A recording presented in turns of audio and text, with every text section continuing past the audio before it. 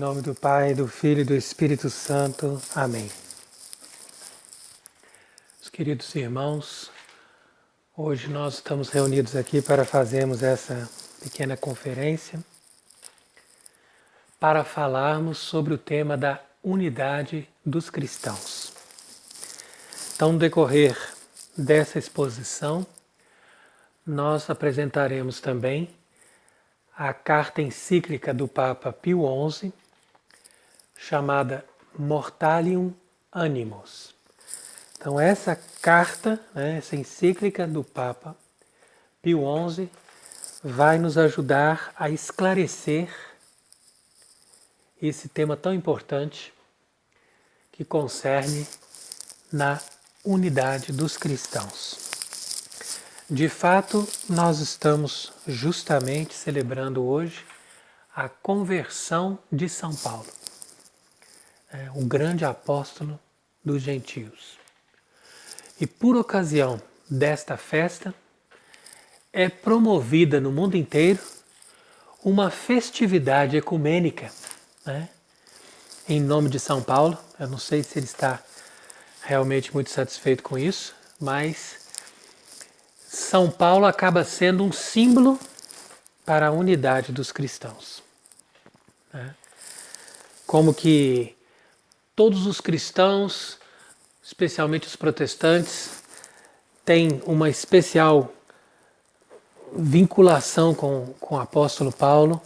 Então, por isso, esse movimento ecumênico vai dar, através da mensagem, da espiritualidade e mesmo do exemplo de conversão do apóstolo São Paulo, uma motivação para a unidade dos cristãos.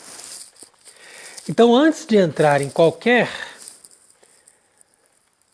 abordagem crítica sobre o que acontece hoje em dia, mostrando onde está o erro, onde se desvia da doutrina da igreja para se promover tais eventos, eu gostaria de dizer, antes de tudo, que a unidade dos cristãos é um dom fundamental, é uma graça que nós devemos pedir sempre a Deus, não somente durante uma semana, mas todos os dias da nossa vida, em oração. Foi o desejo de Cristo. Ele rezou, ele pediu ao Pai pela unidade dos cristãos quando ele estava no Horto das Oliveiras, capítulo 17 do Evangelho de São João. Então ninguém está aqui para promover a desunião entre os cristãos e a guerra de religião. Esteja isso bem frisado. Entretanto, nós não podemos também cair naquele irenismo de achar que as diferenças não são tão relevantes assim, afinal de contas, nós todos temos o mesmo Deus, vamos nos abraçar e vamos dizer que somos uma só família, somos unidos em Cristo. Isso seria maravilhoso, mas isso é uma ilusão, isso é falso, isso é enganação. Então, o verdadeiro ecumenismo, o que significa a palavra oikomenes? Oikos vem do grego, que forma a palavra economia, que vem de casa. Então, oikomenes quer dizer que você vai estar tudo junto numa mesma casa. Então, o ecumenismo é essa união de toda a família de Deus numa mesma casa, quer dizer, numa mesma igreja, numa mesma comunhão de fé. E a base para nós falarmos no ecumenismo vai ser tirada da carta de São Paulo mesmo, ele que escreveu aos Efésios, capítulo 4. Então ele diz o seguinte, solícito sede em guardar a unidade. Então ele está recomendando ali aos cristãos de Éfeso que eles tenham essa solicitude para guardar a unidade do Espírito pelo vínculo da paz. Há um só corpo e um só Espírito, como também é uma só a esperança a qual foste chamados, que é a esperança do céu. Depois, há um só Senhor, uma só fé e um só batismo. Aqui ele já resume tudo. Efésios 4, versículo 5. Por que ele está dizendo que é um só batismo? Porque o batismo é exatamente a referência fundamental da igreja. Se você tem um batismo diferente do meu, você tem uma igreja diferente da minha. E se nós temos dois batismos, um batismo dos dois está errado. Porque São Paulo está dizendo, só tem um batismo. Então, se aqui nós estamos apresentando dois batismos diferentes, um desses dois tem que estar errado. Isso eu não estou me referindo à forma de celebrar o batismo. Você pode ter diversos ritos de batismo. Isso é uma coisa. Mas estou me referindo à expressão mesma do sacramento do batismo, que é a forma com que a pessoa entra na igreja de Cristo. Agora, se a pessoa diz, olha, eu fui batizado em tal igreja, ele sabe que ele entrou naquela igreja, foi iniciado naquela igreja por aquele batismo. Então, ele já tem consciência que ele está indo contra a palavra de Deus, que diz claramente que existe só um batismo. Agora, se ele está convencido de que essa igreja tem esse único batismo válido e verdadeiro, então mostra as provas. Mostra a prova da antiguidade, da catolicidade, da ortodoxia, da unidade e da apostolicidade dessa igreja que realizou esse batismo sobre você. Porque se a pessoa quer de todo o coração, com sinceridade, seguir a Cristo e pertencer à igreja de Cristo, ele tem que ser batizado. Quem for batizado será salvo. Quem não for batizado não será salvo. Então, a questão é saber agora, nessa discussão ecumênica, de qual batismo nós estamos falando. Porque se chegarmos ali no tempo dos Atos dos Apóstolos, você vai ver que, uma passagem curiosa, né, que quando eles chegaram numa comunidade ali, disseram, olha, mas qual batismo que vocês receberam? E eles responderam, nós recebemos o batismo de João. Esses que receberam o batismo de João, todos eles foram batizados de novo. Quer dizer o quê? Que João perdeu tempo batizando no Jordão durante tanto tempo, mais de ano? Não. Mas o batismo de João não era eficaz, ou seja, não introduzia na Igreja Católica. Ele sabia que haveria um batismo após aquele que ele realizava. Aquele batismo que João realizava era uma preparação para o verdadeiro batismo. Por isso que todos aqueles que receberam o batismo de João foram depois batizados de novo.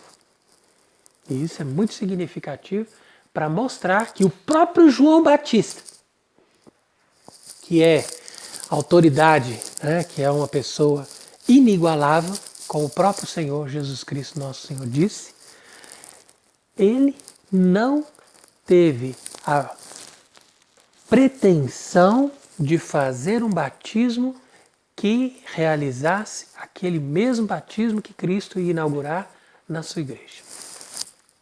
Então, por isso que São Paulo diz, há uma só fé e um só batismo.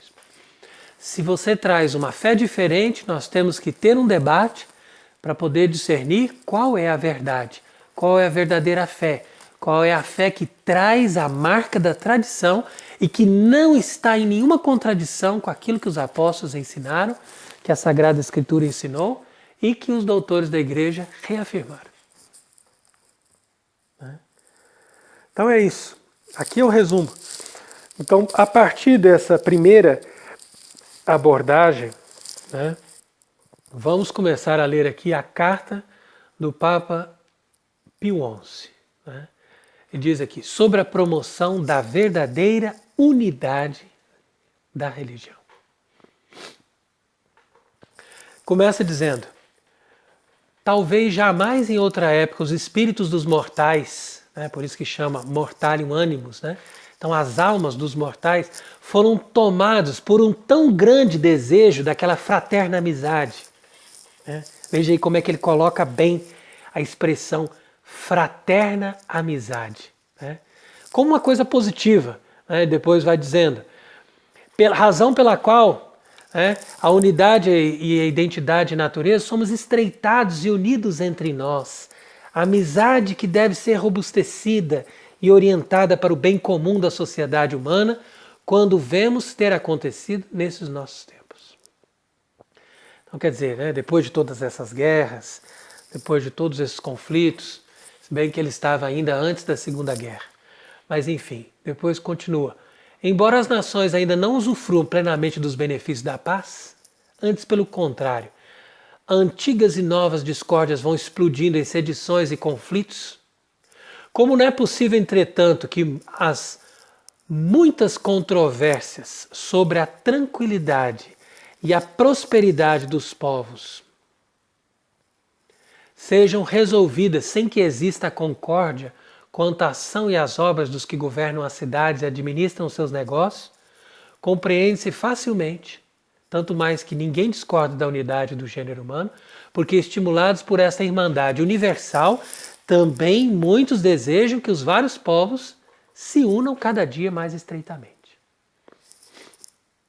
Então, a primeira parte aqui ele diz, está muito bom, está bonito, vamos ser amigos, vamos ser irmãos, vamos formar essa irmandade, essa fraternidade universal. Depois ele vai colocar as questões dentro do seu devido contexto, dizendo o seguinte: entretanto, alguns lutam por realizar coisa não dissemelhante quanto à ordenação da lei nova trazida por nosso Senhor. Quer dizer que estão tentando fazer isso, porém em contradição com o Evangelho. Pois tendo como certo que rarissimamente se encontram os homens privados de todo sentimento religioso, por isso parece que passaram a ter a esperança de que sem dificuldade os povos, embora cada um tenha sua sentença diferente sobre as coisas divinas, concordarão fraternalmente na profissão de algumas doutrinas, como que em um fundamento comum da vida espiritual. Então essa frase é chave aqui na encíclica inspirada de Pio XI. Ele diz aqui, então quer dizer que eles estão achando que eles vão encontrar um fundamento comum? Qual seria o fundamento comum? Por exemplo, olha, não vamos pensar em coisas secundárias, vamos pegar o fundamento comum. O fundamento comum é buscar a paz, buscar o amor, sermos gentis uns com os outros, termos o mínimo de preceitos morais, assim, uma coisa mais ou menos básica, para trabalhando para o bem comum, para a ecologia, para a amizade e, por que não, pensarmos que existe um Deus. Se você acha que existe mais de um Deus, também não tem problema. Mas o importante é achar que existe uma coisa, uma energia, e cada um concorda que existe aí alguma coisa sobrenatural que ajuda, que governa e que vai nos abençoar. Então quer dizer que, imagine a completa loucura desse pensamento. E isso aqui, na primeira metade do século XX. Nós estamos 100 anos depois, encontrando o que ele previa, o que estava aqui já de uma forma teórica desenhada, agora atingindo o ápice em forma de apostasia. Então por isso que se costumam realizar convenções, assembleias, pregações, com muitos ouvintes para debates. E ele diz ainda, promiscuamente, o termo aqui foi bem forte, promiscuamente faz esses debates, pagãos de todas as espécies, depois juntam com fiéis de Cristo, os que infelizmente se afastaram de Cristo e os que obstinado e pertinazmente contradizem a sua natureza divina e a sua missão. Então ele está descrevendo aqui todos os tipos de hereges e todos os tipos de religiões, eles estão juntos numa mesma assembleia, batendo palma e dizendo, olha, gostei dessa pregação. E em seguida ele vai dizer, os católicos não podem aprovar isso. Então ele diz, sem dúvida esses esforços não podem de nenhum modo ser aprovados pelos católicos, pois eles se fundamentam na falsa opinião dos que julgam que quaisquer religiões são mais ou menos boas. Pois, embora não de uma única maneira, eles alargam e significam de modo igual aquele sentido ingênito e nativo em nós, né, pelo qual somos levados a Deus e reconhecemos o seu império. Continua o Papa, erram e estão enganados, portanto, os que possuem tal opinião. Pervertendo o conceito da verdadeira religião, eles a repudiam e gradualmente se inclinam para o chamado naturalismo e mesmo para o ateísmo. Aqui vale um parênteses, porque ele falou de naturalismo e ateísmo. Né? São duas coisas que caminham juntas, por incrível que pareça, porque o ateísmo, ele se baseia na natureza. Ele está totalmente convencido de que a natureza por si mesma, ela já é alguma coisa boa. Então, se uma pessoa ela se diz, né, um ateu, essa pessoa ela vai desenvolver o ateísmo dele, né, seja para o caminho do naturalismo, seja para o caminho do panteísmo, que também é uma espécie de naturalismo, né, que vê Deus em tudo na natureza, como é o caso das religiões da Amazônia, né, dos índios da Amazônia, que fizeram culto lá dentro do Vaticano, né, receberam inclusive homenagens para isso. Então esse naturalismo, esse panteísmo está sendo difundido de uma maneira discreta. Ao mesmo tempo que eles trabalham para essa religião universal, que não é outra coisa senão o chamado noachismo. Noachismo. Por que é o noachismo? Noachismo vem de Noé. Né? Noé, em hebraico, Noá. Ora, Noé fez uma aliança com Deus antes de Moisés. E essa aliança foi selada com todos os povos. Então, os judeus que querem ser a única religião perfeita e superior, querem dar para os gentios, para os povos que não são judeus, segundo eles, né, uma religião universal, que seja inferior, obviamente, ao judaísmo, né, subordinada ao judaísmo. E essa religião universal já está prevista nos códigos, né, nos antigos livros deles, que eles se organizaram desde que eles negaram Nosso Senhor. Eles fizeram o Talmud, depois fizeram muitos outros escritos que chegam a uma conclusão de que eles têm que trabalhar para o noachismo. Quer dizer, que eles não vão dar para todas as famílias humanas a religião do judaísmo, que é só para o povo eleito. Mas vão oferecer para essas famílias humanas uma religião mais simples, mais modesta, né, que tenha as diferenças de cada um, mas que ela seja considerada uma religião básica para todos os seres humanos inferiores. Né? E ali é que nós vamos chegar no noachismo, que está sendo promovido pelos papas da Igreja Católica após o Concílio Vaticano II. Principalmente depois dessa declaração da liberdade religiosa do Vaticano II, que não foi outra coisa senão o primeiro passo para esse programa do noachismo. Então isso é importante, esse parênteses, para que a gente fique entendendo o que acontece por trás do ecumenismo. Aqui nós ainda estamos falando do ecumenismo com todas as religiões. Mas depois vamos entrar também, agora nesse assunto não menos perigoso, né, que é a união dos cristãos. Então aqui vem o Papa Pio XI. Entretanto, quando se trata de promover a unidade entre todos os cristãos, alguns são enganados mais facilmente por uma disfarçada aparência do que seja reto. Então, ao mesmo tempo que tem esse noachismo, quer dizer, esse ecumenismo, né, de juntar todas as religiões, importa que seja pagão, budista, muçulmano, seja lá quem for, né, você vem é que você vai estar junto conosco na formação da religião universal. Né? Ao mesmo tempo que tem esse movimento, tem também o movimento ecumênico dos cristãos. E ele está dizendo aqui, muito propriamente, que muitos são enganados mais facilmente. Por quê?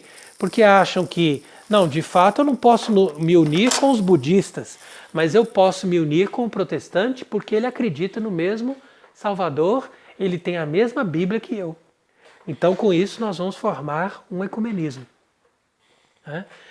E aí continua, acaso não é justo e de acordo com o dever que todos os que invocam o nome de Cristo se abstenham de recriminações mútuas e sejam finalmente unidos por mútua caridade? Não é esse o tema? Né? Aqui é a pergunta do Papa Pio XI. Não é esse o tema dessas semanas de oração pela unidade dos cristãos? Não é isso que se repete em todos os lugares? Temos que parar de brigar, temos que parar de nos ofender, sede unidos, sede concordes, façais o possível. E assim vão citando passagens da Escritura, mesmo das cartas de São Paulo, para provar que a Escritura nos manda sermos irmãos. Todos unidos em Cristo. Porque, afinal de contas, as nossas diferenças são insignificativas. São tão pequenas que não compensa a gente ficar com qualquer tipo de confusão ou de debate ou mesmo de guerra. Né? Então aqui continuando o Papa explicando sobre isso. Né? Acaso alguém ousaria afirmar que ama Cristo se na medida das suas forças não procura realizar as coisas que ele mesmo desejou quando pediu ao Pai que todos os seus discípulos fossem um? João 17, 21. E outra pergunta, ainda para convencermos, né? Acaso não quis o mesmo Cristo que os seus discípulos fossem identificados com ele? Por esse sinal, né, dessa unidade, desse amor. Nisso todos conhecerão que sois meus discípulos, se tiverdes amor um com os outros. João 13, 35. Quer dizer, todos os argumentos estão aí. Né? E aí diz o Papa, respondendo essas perguntas que ele mesmo coloca como provocação, responde o Papa, oxalá que todos os cristãos fossem um. E acrescenta, eles poderiam repetir muito melhor a peste da impiedade que cada dia mais se alastra e se expande e se ordena ao enfraquecimento do Evangelho. Eles poderiam repelir, né? Esse é o argumento. Né? Quer dizer que se todos os cristãos fossem um, eles seriam muito mais fortes para acabar com a impiedade, né? Com o paganismo, com as falsas religiões e que enfraquece o Evangelho.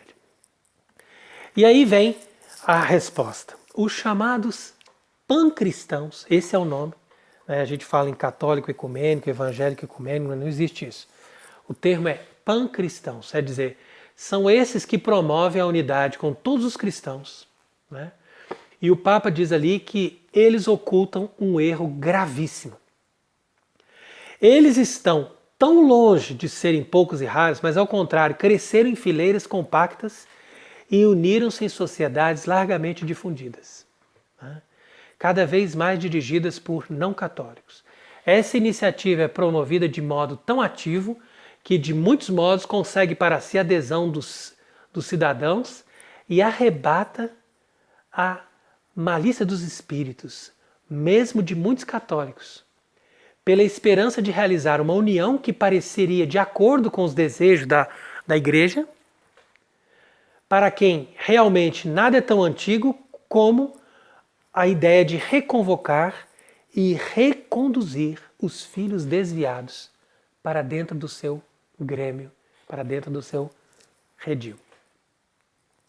Na verdade, sob todos os atrativos e afagos dessas palavras, oculta-se um gravíssimo erro, pelo qual são destruídos, olha bem essa frase, são destruídos todos os fundamentos da fé. Então eu estou repetindo aqui a frase Papa Pio XII, Papa Pio XI, né, na sua encíclica sobre essa questão da unidade dos cristãos. Porque ele está afirmando claramente que sobre uma falsa amizade e sobre uma ideia de fraternidade que não tem nenhum fruto, eles acabam promovendo um movimento que vai destruir todos os fundamentos da fé. Isso que na época dele partia de movimentos, de leigos, de pessoas envolvidas ali, né?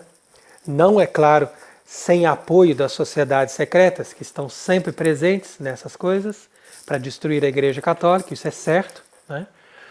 Mas hoje são a própria hierarquia da Igreja com todos os níveis de fiéis, né? E também os religiosos, os bispos, os cardeais e até mesmo a própria pessoa daquele que ocupa o lugar de Papa. Então pense bem o nível que nós chegamos. Uma vez que nós temos uma tal contradição, nós temos que partir no raciocínio lógico e entender o seguinte: uma das duas pessoas está errada.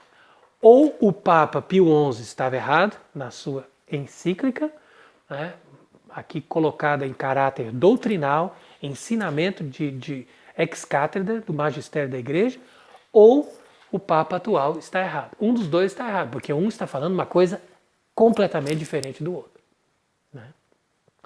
Então, na hora de colocarmos os dois na balança, sem querer analisar nenhum aspecto subjetivo, simplesmente a gente diz: quem veio primeiro é mais antigo, é superior ao que veio depois. É simples. Isso é a regra fundamental de toda a hierarquia. Quem nasceu primeiro, quem veio primeiro, ele colocou uma pedra, o outro não pode tirar, né? Então, para que Cristo instituiu a Igreja? Para que o Papa fosse o fundamento, né, da religião, da verdadeira doutrina e promovesse, né, sem dúvida, a unidade dos cristãos, porém dentro da verdadeira fé. E se o Papa promove a unidade dos cristãos relativizando a fé, então ele não está fazendo papel de Papa, está fazendo papel de mercenário, quer dizer que aquele, segundo nosso Senhor diz no Evangelho de São João, que só vem para dispersar. Ele não vem para cuidar das ovelhas, ele vem para dispersar. Então eu estou falando isso não como quem está criticando uma pessoa ou outra, mas simplesmente como quem está alertando a todos aqueles que me ouvem, né, todos aqueles que estão aqui acompanhando essa nossa explicação, para o problema gravíssimo que se levanta nos nossos dias, que a gente chama de apostasia. Mas continuemos aqui com a encíclica de Pio XI. Advertidos, pois, pela consciência do nosso dever apostólico, para que não permitamos que o rebanho do Senhor seja envolvido pela novidade dessas falácias, que isso é uma falácia, com certeza, né? Apelamos, irmãos veneráveis, né? Aqui está falando com os bispos, para vosso empenho na precaução contra esse mal, né? Então a precaução, quer dizer, não existe isso, né? Dado que se trata de iniciativas de respeito a eles para unir de qualquer maneira em um só corpo os que se denominam cristãos. Os que se denominam cristãos. Então veja como que também aqui ele coloca uma coisa que é importante se esclarecer, né? Porque normalmente as pessoas chamam de cristãos qualquer um que acredita em Cristo. Sem dúvida, se a pessoa acredita na Bíblia e acredita que Cristo é Deus, né? Aqui eu não me refiro aos mormons e aos testemunhos de Jeová, se bem que mesmo eles podem ter alguma luz, algum acesso a algum bem, né? Pelo fato deles estudarem a Bíblia, mesmo que seja completamente transformada e errada. Mas, me referindo àqueles que se dizem cristãos, ou seja, que acreditam na divindade de Cristo, que acreditam no Evangelho, que acreditam na palavra de Cristo, sem dúvida que essas pessoas recebem algum fluxo de graça, alguma, né, bênção do Espírito Santo para poderem se conduzir de alguma forma num caminho de encontro à salvação. Porém, diga-se bem claro que todos esses que são heréticos e que são cismáticos, ou seja, que estão fora da verdadeira igreja, da verdadeira religião, em algum momento da sua vida, nem que seja na hora da morte, eles têm que renunciar aos seus erros para eles conseguirem a salvação. Eles têm que renunciar ao erro que é um obstáculo para chegar até Deus. O erro é um obstáculo.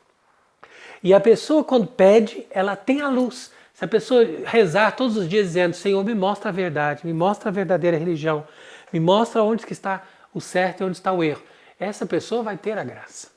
Então isso não é uma coisa impossível. Né? Tantos se converteram, né? Por que a pessoa não pode se converter? Agora, hoje em dia se diz: não, eu não posso pregar para ninguém, eu não posso fazer proselitismo, eu não posso ensinar para ninguém, eu tenho que deixar que cada um esteja na sua igreja, na sua religião e respeitar a religião dele. Ora, o que é isso? Onde nós aprendemos isso na história da igreja? Como São Paulo encararia essa loucura, essa folia completa que se padroniza nos nossos tempos, né, sob forma de bem? Não é o mesmo São Paulo que diz: ai de mim se eu não evangelizar? Ora, o que é evangelizar para São Paulo? Será que evangelizar é somente falar de Cristo para os pagãos? Será que evangelizar somente é cantar uma música bonita e abraçar as pessoas? Será que evangelizar é simplesmente sair na rua e dar um exemplo de caridade, como fazia São Francisco? Sem dúvida, tudo isso pode ser evangelizar, mas eu tenho certeza que São Paulo não se referia a nenhuma dessas coisas. São Paulo estava dizendo: evangelizar, sim, dizendo aquilo que é para dizer, insistindo oportuna e inoportunamente. Veja o que ele diz lá. Vamos ler as cartas de São Paulo, 2 Timóteo, capítulo 4. Ele fala: prega a verdade, insiste, oportuna e inoportunamente, porque vai chegar os tempos em que os homens não suportarão mais a sã doutrina da salvação. Então, se a pessoa não quiser falar em igreja católica, acha que esse nome está manjado, então vamos falar em sã doutrina da salvação. Só pode ser uma porque ele colocou no singular. Então vamos dizer, a sã doutrina da salvação, qual é ela? Vamos estudar essa doutrina, vamos ser discípulos dessa doutrina e vamos pregar essa verdade até o fim, oportuna e inoportunamente. Porque do contrário, nós não cumprimos o ministério de Cristo. Do contrário, nós não somos evangelizadores. Do contrário, nós não somos verdadeiros cristãos. Isso é ser verdadeiro cristão. Antes de ter uma caridade para dar um abraço num amigo, num vizinho ou num protestante que mora do lado da minha casa, eu tenho que ter a máxima caridade de mostrar para ele os erros da falsa religião que ele segue. E mostrar para ele que ele se afastou da sã doutrina da salvação quando, ao invés de seguir o apóstolo São Paulo ou os outros apóstolos, ele seguiu as loucuras de Lutero ou as loucuras do fundador da religião dele. Que com certeza a religião dele tem um fundador, ela não veio de Cristo. Né? Então, como que eu posso partir, né, de um princípio bíblico, né, um princípio bíblico verdadeiro de evangelização com essa completa loucura moderna de querer abraçar todos os cristãos como se não existisse diferença entre as igrejas e entre as religiões? Pelo amor de Deus, eu acabo de escutar ontem um anúncio na rádio e eles dizendo: porque nós temos que respeitar porque cada um tem a sua tradição religiosa. Não, eu fiz questão de abrir os ouvidos para escutar bem o que é isso que eles estão dizendo. É lógico que cada um tem a sua tradição religiosa dentro do contexto da Igreja Católica.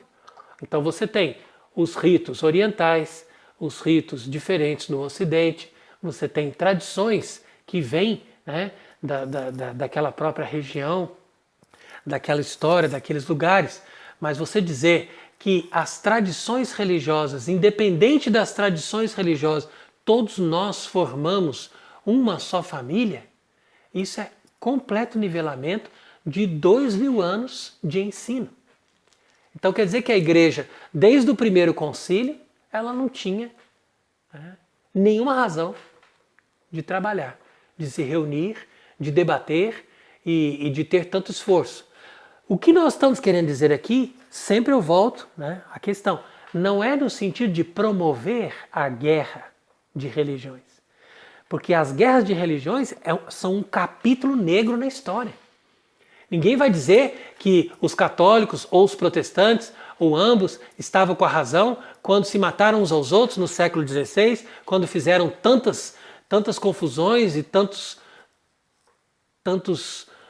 momentos de tensão e de sofrimento na história das pessoas. Isso de forma alguma pode vir de Deus. Porém, também não significa que eu vou sair da guerra da religião e entrar num outro extremo, que significa abolir as diferenças de religião. E dizer que todos somos perfeitamente iguais diante de Deus. A Igreja Católica tem as suas tradições, a Igreja Evangélica tem as suas tradições, depois os que se dizem ortodoxos têm as suas tradições, e todos nós vamos sentar juntos e vamos comer numa mesma mesa dizendo, acabou, não existe diferença entre nós. Isso é completamente falso. Então é isso que o Papa Pio XI quis alertar nessa encíclica, através desse ensinamento. Então ele primeiro faz esse alerta e depois ele começa a entrar agora numa explicação resumida, mas muito bem feita também, que eu vou ler aqui para vós caridades. Então primeiro ele diz, olha, só uma religião pode ser verdadeira. E essa religião é revelada por Deus. Então primeiro, fomos criados por Deus, Criador de todas as coisas, para este fim, conhecê-lo e servi-lo. O nosso Criador, portanto, tem pleno direito de ser servido. Isso aqui já é uma frase impressionante. No mundo moderno hoje, dizer uma frase dessa já é uma bomba. O Criador tem direito de ser servido. Acabou. Já começa por aí. Depois, poderia Deus ter estabelecido apenas uma lei da natureza para o governo do homem? Ele, ao criá-lo, gravou-a no seu espírito e poderia, portanto, a partir daí, governar os seus atos pela providência ordinária dessa mesma lei. Mas preferiu dar preceitos aos quais nós obedecêssemos. E no decurso dos tempos, desde o começo do gênero humano até a vinda e a pregação de Jesus Cristo, ele próprio ensinou ao homem, naturalmente dotado de razão, os deveres que seriam exigidos para com o Criador. Então está, portanto, claro que a religião verdadeira não pode ser outra a não ser aquela que se funda na palavra revelada de Deus. Então isso aqui é evidente. Até aqui os protestantes vão concordar conosco que a palavra de Deus é aquela ali que foi revelada. Perfeito. Mas para a glória de Deus e para a nossa salvação, em relação a uma coisa e outra, o Filho de Deus instituiu na terra a sua igreja. Então aqui é uma verdade de fé. O Filho de Deus instituiu na terra a sua igreja. Essa é uma afirmação que nenhum dos protestantes vão concordar. Porque a doutrina protestante ela parte desse fundamento. Cristo não fundou a igreja. Somos nós que fazemos uma igreja conforme a gente quer. Então, se Cristo não fundou a igreja, então a Igreja Católica também não tem razão de existir. Quer dizer que no congresso de todos esses membros dessa família ecumênica, a única igreja que não pode estar presente é a Igreja Católica. E é por isso que nós temos que lamentar que a Igreja Ecumênica que promove esses encontros, que promove essa semana de oração pela unidade dos cristãos, uma oração que não está sendo ouvida por Deus, que não está baseada na fé, Deus ele transmitiu a fé, então para que ele ouça uma oração, é preciso que a pessoa pelo menos se conforme à verdadeira fé, a não sei que ela seja ignorante, mas se ela resiste à verdadeira fé e à verdadeira doutrina, como ela quer ser ouvida por Deus? Então essa igreja, esse movimento ecumênico, que hoje se diz ali promovido pela Igreja Católica, entre aspas, não pode ser a face da verdadeira Igreja Católica. Isso é evidente, né? Não estou dizendo que necessariamente todos que estão pertencendo hoje à Igreja Católica não são católicos. Mas eu estou afirmando, conforme o próprio Papa Leão XIII afirmou antes, né, em algumas das suas encíclicas, e depois os outros papas reafirmaram também, mas eu digo Papa Leão XIII porque ele fez de uma forma mais desenvolvida, né, que as pessoas entendessem que a instituição da Igreja coincide com a fé católica. Mas acima da instituição, ou seja, daquela estrutura que a gente conhece, né, do organismo, da estrutura visível, Igreja, existe a fé católica. Então, se a pessoa não tem a fé católica, ela, mesmo que esteja na estrutura visível da Igreja, ela não é mais católica. Ela se auto-excomungou, porque ela não tem mais a fé. Então isso é também um ponto fundamental para a nossa compreensão, né? Então continua, a única religião revelada é a Igreja Católica. Então isso não significa que é a minha religião, que é melhor que a sua, não significa que é a estrutura dessa igreja que tem lá a Basílica de São Pedro. Não. Acima de qualquer coisa subjetiva, Deus revelou uma doutrina e revelou uma igreja, deu também para nós uma igreja para manter essa doutrina, para guardar o depósito dessa fé. E é isso que nós chamamos de Igreja Católica. E ela não é minha nem sua, ela é aberta a todas as pessoas que queiram ter comunhão com Deus e que creiam, né, que se submetam a essa verdadeira fé. É simples. Então, isso não pode ser motivo de guerra, nem motivo de tristeza, de inveja, porque qualquer um pode ter acesso à Igreja Católica e pode ser santo na Igreja Católica na noite para o dia. Basta pedir o batismo e professar a fé. É simples, né? Então a pessoa não pode dizer, é sua igreja, é minha igreja. Não, é a igreja de todos, é a igreja de Cristo. Então participe dessa igreja e vamos fazer a unidade dos cristãos dentro da verdadeira igreja, né? Então veja aí, ó. Acreditamos, pois, que os que afirmam serem cristãos não possam fazê-lo sem crer que uma igreja, uma só, foi fundada por Cristo. Mas se indaga, além disso, qual deva ser ela pela vontade do seu autor, então já não estão todos em consenso. Assim, por exemplo, muitíssimos negam a necessidade da Igreja de Cristo visível e perceptível, né? Um só magistério, uma só igreja, um só regime.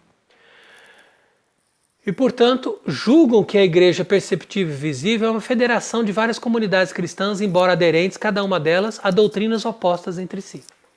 Então, aí que está o problema. Nada impede que as várias comunidades cristãs vão aderindo umas com as outras até formar o conjunto da Igreja Católica. Porém, todas elas são obrigadas a manifestar a mesma doutrina. Porque se elas não têm a mesma doutrina, então é preciso que elas entrem em debate com a doutrina, né? E aquela doutrina que prevalece, que é a verdadeira, ela é a doutrina católica. Sempre que você coloque em todos os momentos da igreja onde hoje houve uma crise doutrinal, ou seja, uma determinada comunidade cristã começou a expressar uma fé diferente. Então o que nós vamos fazer? Nós vamos dizer para eles, olha, você está dizendo uma coisa que não está certa, né? E o próprio Jesus explicou isso. Se alguém começar a desviar-se, vai lá, repreende essa pessoa em segredo. Se essa pessoa continuar assim, então você vai lá e repreende de novo, chama um outro, fala a igreja, né? Jesus mesmo disse, o Evangelho diz. Então avisa a igreja. A igreja nesse momento vai fazer um concílio. O concílio vai reunir para poder dizer, olha, todos aqui estamos de acordo que a fé sempre falou isso, desde os apóstolos a gente teve essa noção aqui, isso daqui é uma coisa mais antiga, isso é uma coisa certa, é uma coisa perfeita, uma coisa que já foi demonstrada, então você está no erro. Se você não se submete a esse erro, automaticamente você se exclui da comunhão dos cristãos na igreja de Cristo, na igreja católica, né? Então, olha como acontece então. Cristo Senhor instituiu sua igreja como uma sociedade perfeita de natureza externa e perceptível, a qual nos tempos futuros prosseguiria a obra da reparação do gênero humano, pela regência de uma só cabeça. Então vem aí várias citações, como Mateus 16, Lucas 22, João 21, 15, 17, e pelo magistério de uma voz viva, pela dispensação dos sacramentos, fontes de graça, e por esse motivo, por comparações, afirmou-a semelhante a um reino, a uma casa, a um redil de ovelhas e a um rebanho. Então essa igreja, fundada de modo admirável, ao lhe serem retirados o seu fundador e os seus apóstolos, que por primeiro a propagaram em razão da morte deles, não poderia cessar de existir e ser extinta, uma vez de que ela era aquela a quem, sem nenhuma discriminação quanto a lugares e a tempos, fora dado o preceito de conduzir todos os homens à salvação eterna. Então, de fato, a igreja permaneceu, mesmo depois da morte dos apóstolos. E aí continua. Acaso faltaria à igreja algo quanto à virtude e eficácia no cumprimento perene desse munus, que o próprio Cristo prometeu, quando disse, eis que estarei convosco até a consumação dos séculos? Então, continua no ponto número 9. O erro capital do movimento ecumênico é a pretendida união das igrejas cristãs. Então, ocorre-nos dever de esclarecer e afastar aqui uma opinião falsa, da qual parece depender toda essa questão.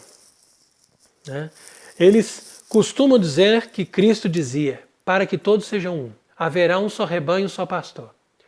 Todavia, eles fazem com que essas palavras signifiquem um desejo de uma prece de Cristo que ainda estava carente de seu efeito.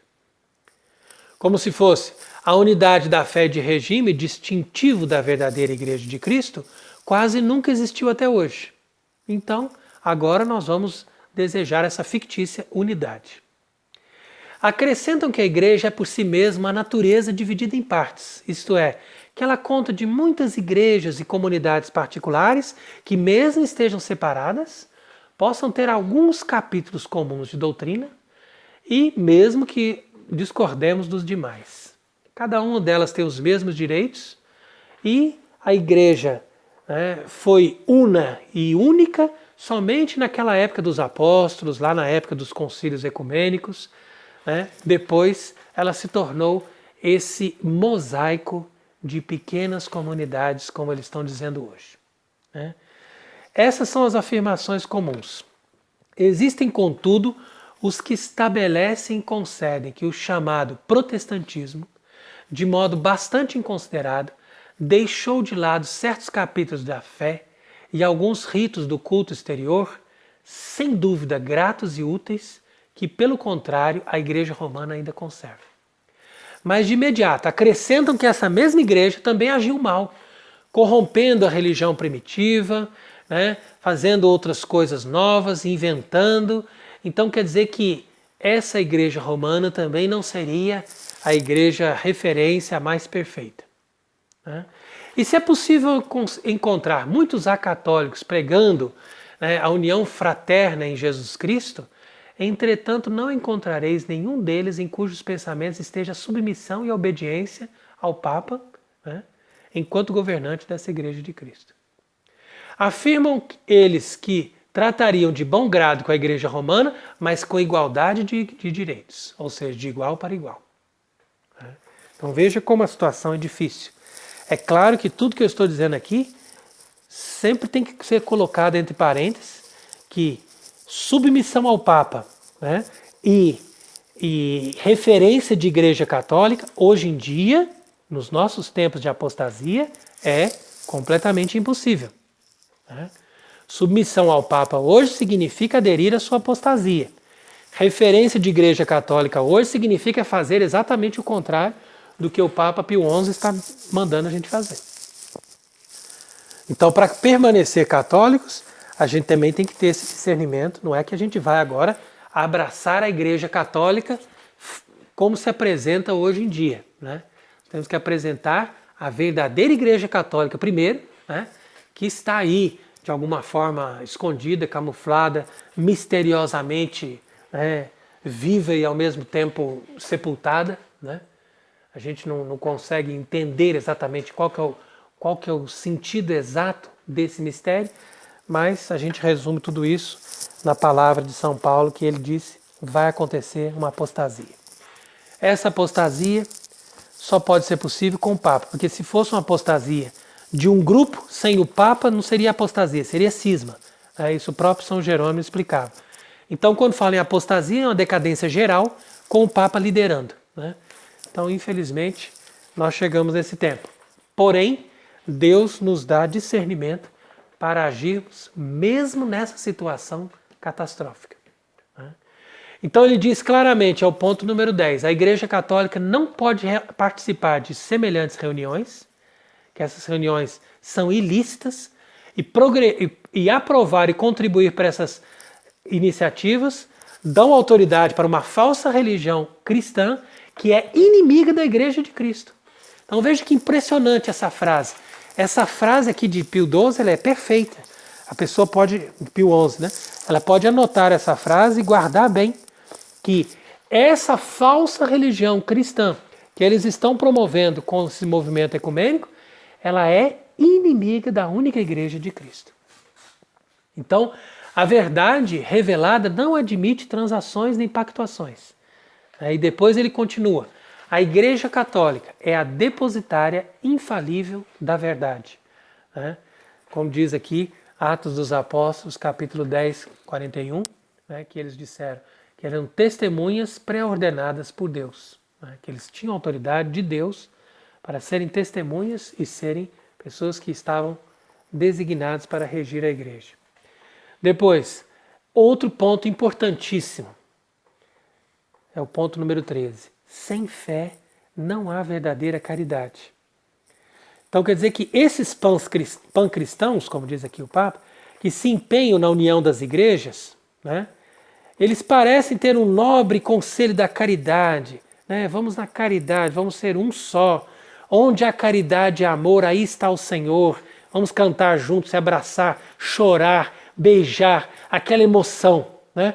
Toda aquela emoção. E hoje em dia, como as pessoas gostam da emoção, né, então aquilo ali faz um sucesso, né? Entretanto, olha, veja aí o que diz: pelo que como a caridade se apoia na fé íntegra e sincera, então sem essa fé íntegra e sincera como fundamento, os discípulos de Cristo não podem ter verdadeira caridade e nem chegar com frutos, com sucesso, à verdadeira unidade da fé.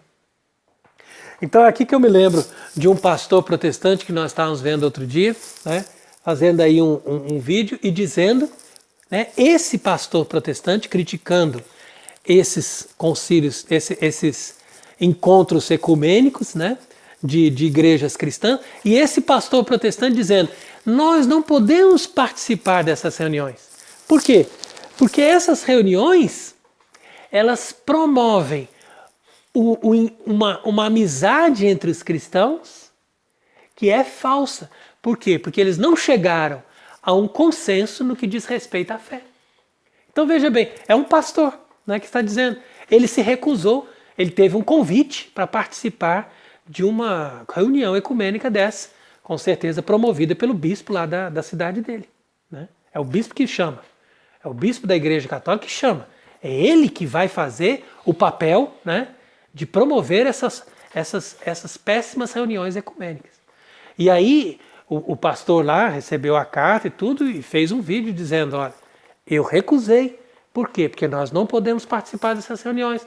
Ali não está o Espírito de Deus, está o Espírito do diabo. Porque é uma falsa paz, uma falsa união, uma falsa caridade. No final das contas, ali nós somos obrigados a renunciar aos nossos valores. Então veja que ele é uma pessoa coerente, né? Mesmo que ele esteja ali nos erros do protestantismo, ele é coerente com aquilo que ele está dizendo. E digo mais, o Papa Leão XIII, né, que viveu mais de 150, vamos dizer, pontificado há quase 150 anos atrás, mas ele tinha uma visão exata do que era ecumenismo. Quando perguntava para ele como promover o ecumenismo, o Papa Leão XIII respondia: vamos promover o ecumenismo começando por aquilo que é justo. O que é mais justo? Trazer de volta os cristãos católicos do Oriente que ficaram cismáticos, que ficaram separados do Romano Pontífice. Então foi o Papa Leão XIII que fez um esforço enorme para trazer várias comunidades dos ortodoxos, né, para a comunhão da Igreja Católica. Por quê? Porque esses tais eram ortodoxos, ou seja, tinham a verdadeira fé. Então era justo que eles que tinham a verdadeira fé ficassem unidos em caridade numa mesma igreja com os católicos romanos, que também eram ortodoxos, porque também guardavam a verdadeira fé. Então, essa unidade de fé os atraiu, aí eles discutiram as rixas e os problemas históricos, as mágoas, fizeram as pazes, e essa paz foi duradoura, e eles se tornaram, até hoje, né, grandes comunidades unidas à Igreja Católica. Né? Entretanto, esses mesmos hoje se perguntam, qual é o sentido de nós fazermos tanto esforço para promover a unidade com o Papa, se o próprio Papa chega e diz, não, para mim é indiferente, você pode ser protestante, você pode ser separado da igreja, não importa.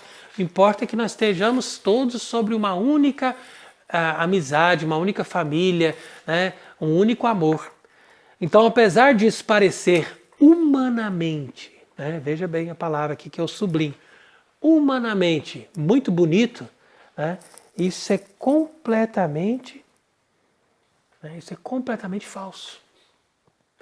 Então o que eu estou tentando aqui, né, sempre reapresentar é essa coerência que nós temos que ter como católicos. Se eu sou católico hoje, só tenho uma escolha. Ou eu faço uma opção pelos papas antes do concílio, ou eu faço uma opção pelos papas depois do concílio. Isso aí não tem como ficar com os dois. Os dois são contraditórios.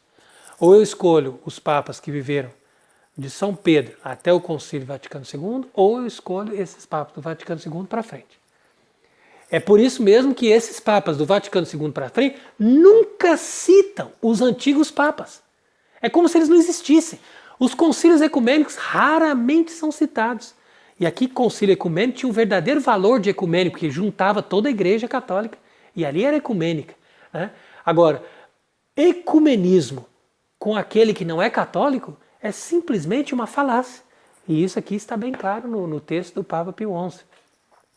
Então quer dizer que nós não precisamos repudiar, negar, nem ofender os papas depois do concílio.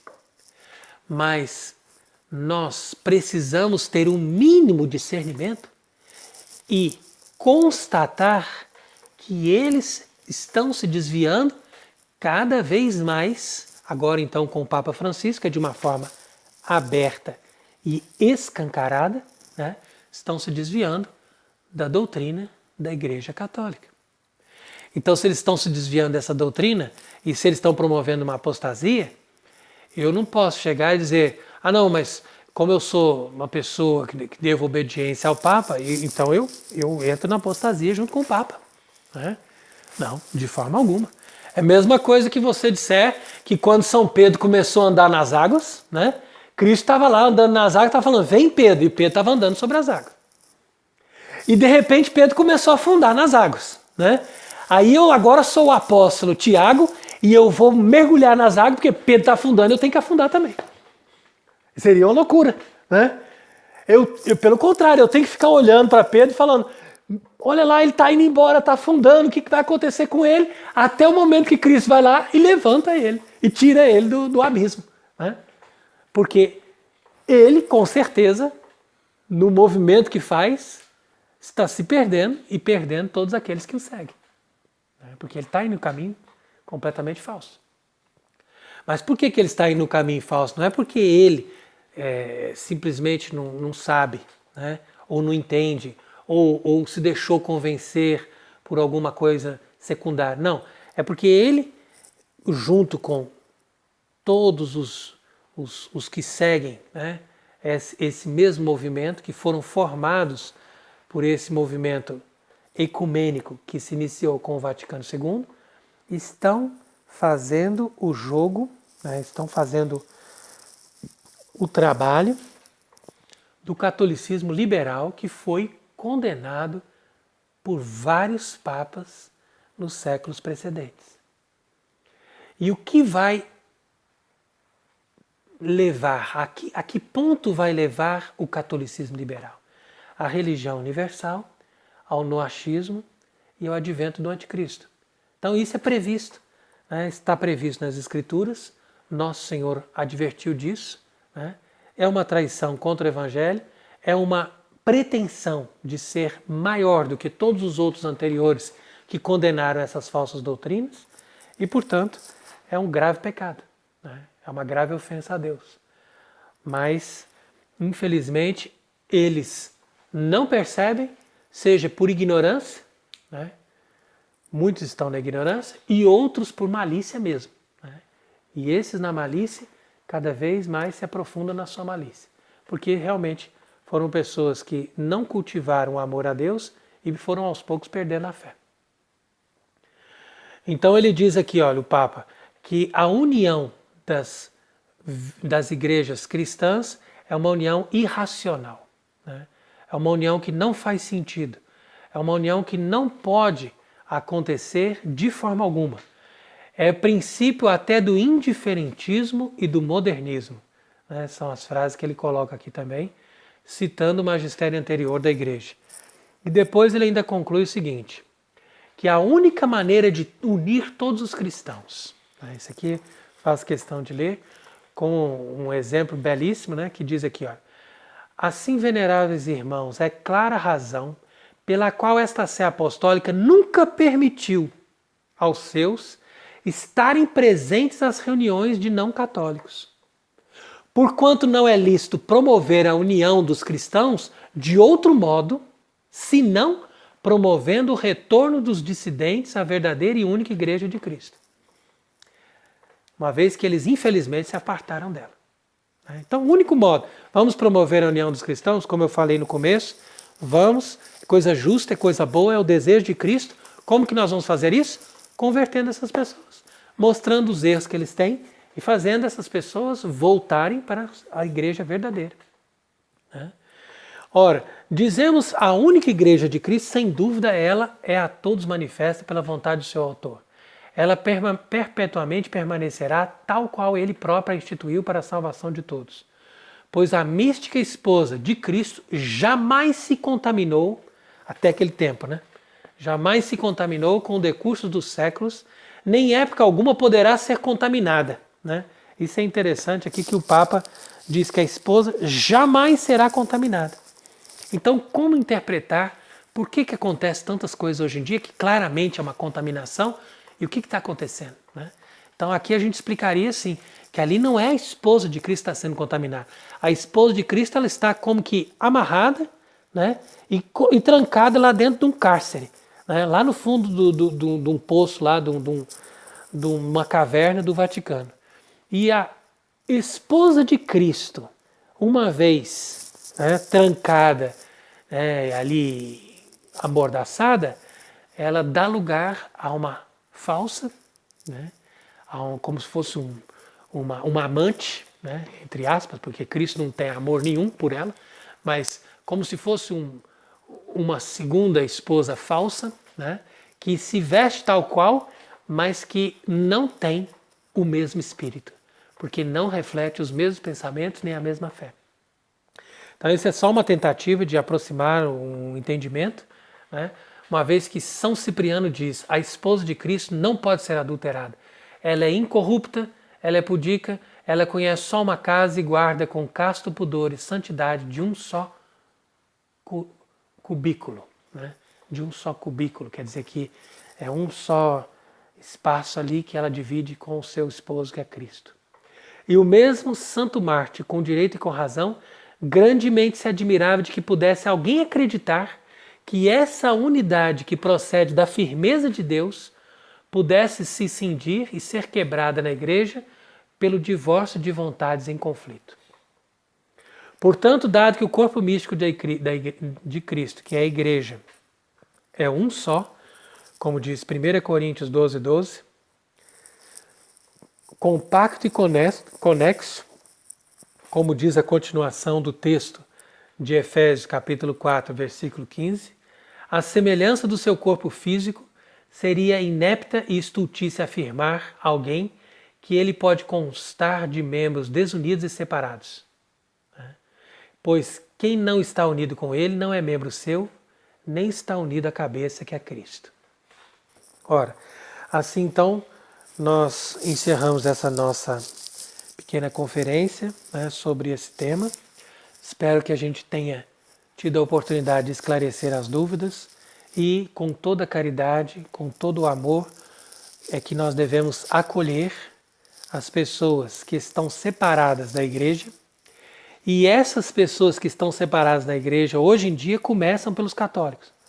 Porque os católicos que não conhecem mais a verdadeira fé estão separados da igreja, são cismáticos, estão excomungados, estão fora da cabeça que é Cristo. Então, primeiro trazer esses para a verdadeira igreja, para a conversão à verdadeira fé, né? Aqueles que se dizem católicos.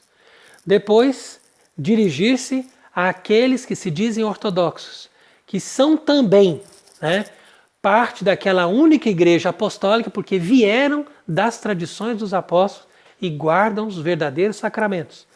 Esses tais, né, que guardam a verdadeira fé, têm que estar unidos à verdadeira igreja, que é a única igreja católica e apostólica. Então, uma vez formando com eles essa unidade, né, isso também não vai ser possível enquanto nós não dermos exemplo da nossa própria conversão e santidade, então nós poderemos, junto com eles, atrair aqueles que se dizem seguidores de Lutero, protestantes, evangélicos, qualquer título que se dê.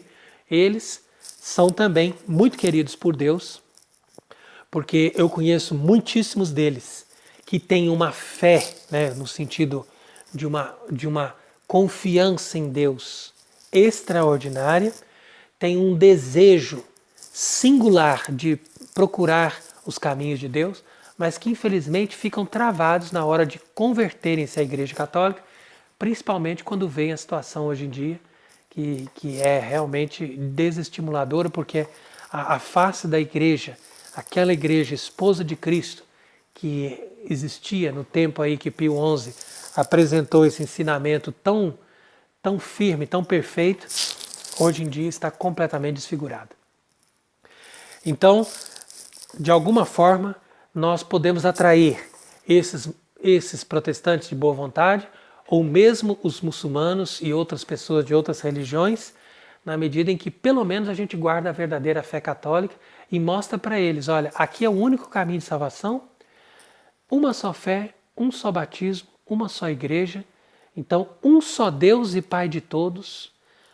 Venha então para essa verdadeira igreja, entenda a verdadeira doutrina, se converta à verdadeira fé e a partir daí você vai receber a graça, você vai ter a sua vida de intimidade, de oração com Deus muito mais perfeita, muito mais desenvolvida do que você teve antes, não obstante Deus possa ter tido consideração ou ter te dado algumas graças, mas com certeza te dará muito mais se você tem a humildade de se converter, né? Então, com esse propósito, com essa noção, com esse ensinamento, é que nós temos que rezar pela unidade dos cristãos e rezar pela conversão de todos aqueles que não pertencem ao número dos verdadeiros cristãos. Que eles possam também se salvar. Em nome do Pai, e do Filho e do Espírito Santo. Amém.